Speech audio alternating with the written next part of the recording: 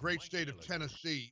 It was published at the Federalist, talking about the Democrats who never want to let a crisis go to waste.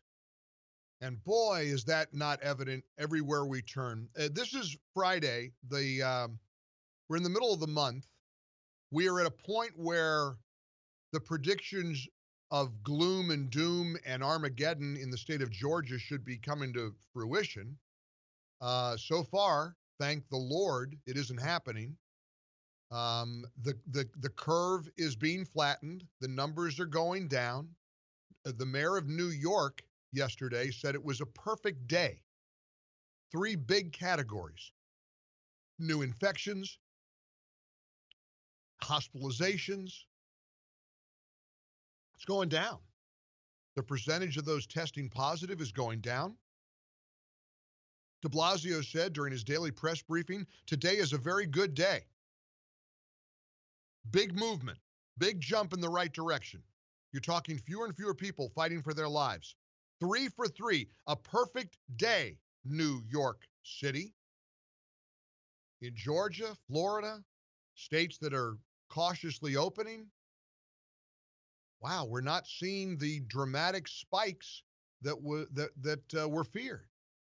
Speaking of New York, and it ties into never missing an opportunity. Listen, I'm all for people who are struggling to get assistance. I'm fighting, I'm pulling my hair out trying to get you to support our Prison Fellowship Angel Tree camp, our whole camp project.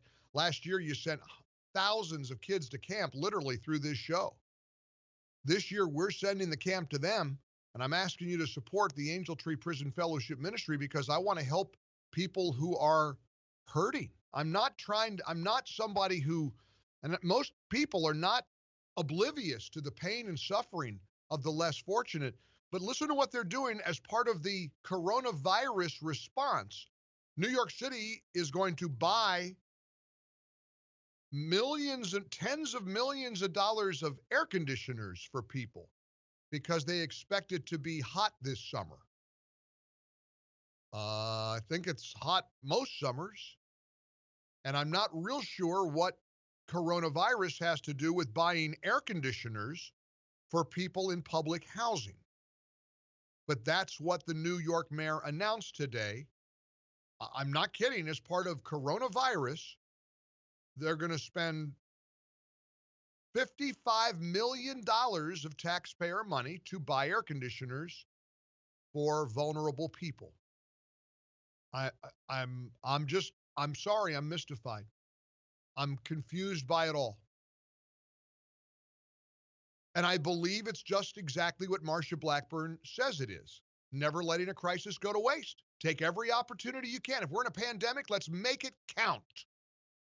Here's what Marsha Blackburn wrote at the Federalist.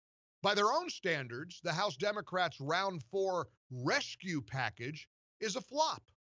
Pelosi set herself up to fail because she told her caucus to insist that Congress prioritize testing, and more testing in future rounds of coronavirus response funding. At the end of the day, the Democrats scrounged up a budget for those tests that they say is so important. You hear all the critical voices. It's all about the failure to test.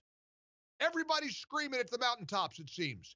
We didn't have a comprehensive testing program. So, you want to know what percentage of the $3 trillion package Pelosi introduced this week is devoted to testing? 1%. Democrats put together no less than 1% of the $3 trillion package for testing. They slapped together a leftist wish list dedicated to causes totally unrelated to the pandemic. Oh, I don't know, maybe like air conditioners. I want people to be cool. I hate it when people are hot. I know air conditioning, it's a luxury for some people, for many people. What in the world does an air conditioner have to do with COVID? Marsha Blackburn says it's a deeply unserious. I'm going to get distracted here. I'm going to digress. Marsha Blackburn says this is a deeply unserious proposal. It'll never see the light of day in the Senate. Pelosi knows it. It matters little to her. She knew what was going into the bill.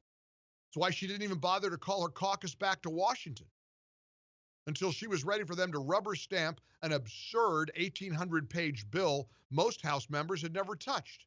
Pension bailouts, unsustainable mandates for the environment, fundamental changes to our tax policy, all issues Congress has no business touching during a national emergency, writes Senator Marsha Blackburn. Rather than let a crisis go to waste, however, Pelosi flung all her mud against the barn door and settled in to see what might stick. For House Democrats, the deepening of America's economic tragedy, I'd call it catastrophe, presents an opportunity. For families and business owners, however, it has highlighted just how few options people have left. You would be correct to assume that Democrats are using Congress's coronavirus response efforts as a political football. But their appalling behavior reveals much more than an affinity for pet projects. They've shown they're happy to let the economy fail if it means forcing greater dependency on handouts from Washington, Senator Blackburn writes. We don't have time for this, she said. There's no greater danger to the American people than this complete lack of intellectual honesty masquerading as bold, progressive policymaking. While Pelosi ignored the millions of business owners, breadwinners, and gig workers struggling to make ends meet, those people started their own honest and at times difficult conversations about how and when to reopen the economy. They stopped waiting on Washington to tell them what to do the moment that lockdown policies forced their communities into survival mode. They figured out in a hurry that to keep the economy afloat, they'd need access to low-interest loans, regulatory relief, liability protections, and easier access to testing. Old priorities the House expected no one to notice had been suddenly relegated to the back burner. The problem, she says, people did notice. Both chambers of Congress are in for a tough negotiation over the next round of relief spending, but that's not the battle the left should be concerned about.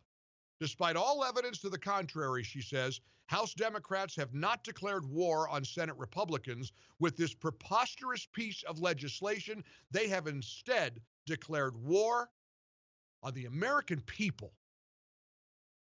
Marsha Blackburn is right. We're going to post her column, Pelosi declares war on the American people in this bogus rescue package. We'll put it up at MikeOnline.com, and I hope you check it out. MikeOnline.com. That's also where you can go to donate to our Angel Tree Prison Fellowship campaign. I had a fantasy that we would hit our goal today, or at least get over 500 kids sponsored. We have 443 children sponsored right now. I just got a critical note because they came up with a crazy idea to have a private, members-only kind of Zoom party. And somebody said, that's so stupid. How sad you're doing a Zoom party when charities are hurting. Charities are hurting. You're doing that. That's the point of the party. We're trying to raise money for kids whose parents are in prison. So I had an idea to have a party, have a little celebratory mood, celebrate the spirit of America, the resiliency of America. If you go to MikeOnline.com, click on the Angel Tree banner, I've discounted the party price. If you donate $399, you're going to help 2 kids get their boxes of Bibles and sports equipment and groceries, lots of groceries, and you will be given access to our own Mike Gallagher Zoom party. Now, I don't know what we're going to do. We're going to play music. We're going to talk to each other. We'll talk about everything. We'll have a party. And every penny is going to go right into our Prison Fellowship Angel Tree campaign. So please go to MikeOnline.com, click on the Angel Tree banner toward the top of the page. If you make a $399 donation, it's got to be $399 so that we know that to contact you to be part of this party. We'll have a good time. I hope. I pray. We got to get these numbers up. We got a long way to go. We got a couple of hundred more kids or more to serve in God's name.